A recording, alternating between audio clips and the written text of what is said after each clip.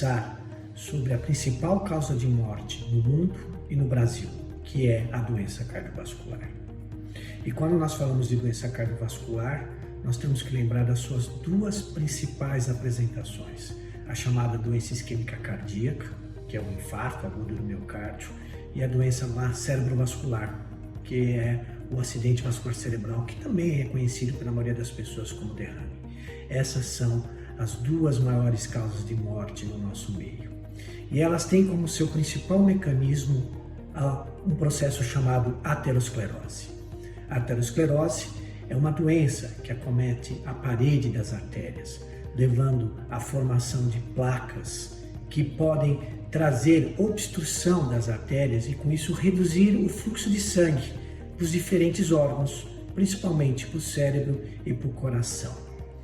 A aterosclerose é uma doença já bem conhecida e ela tem também relacionado diversos fatores de risco, como a hipertensão, o diabetes, o tabagismo e o colesterol alto.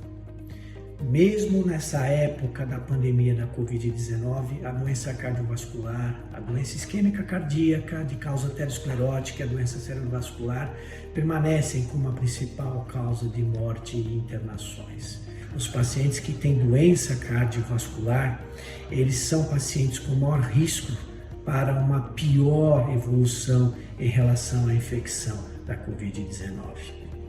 Por isso, mesmo nesse momento que todos nós estamos preocupados e nos protegendo em relação à infecção da Covid-19, o cuidado com seu coração continua sendo muito importante.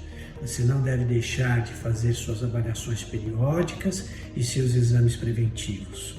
Você não pode deixar de tratar da hipertensão, do diabetes, do colesterol, manter atividade física, combater o tabagismo e combater a obesidade.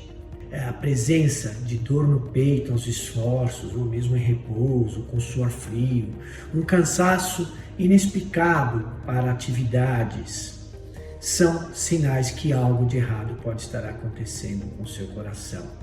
E com isso você deve procurar o seu médico, fazer os exames que ele solicitar para confirmar esse diagnóstico e manter o tratamento da sua doença e dos seus fatores de risco. Lembre que todas as instituições que for receber você para atendimento ou para realização de exames estão preparadas com rígidos protocolos relacionados à Covid-19.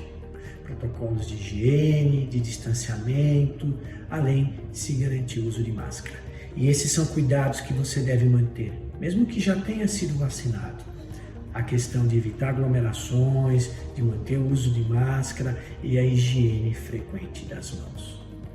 Durante a pandemia, o mundo parou, mas o seu coração não pode esperar.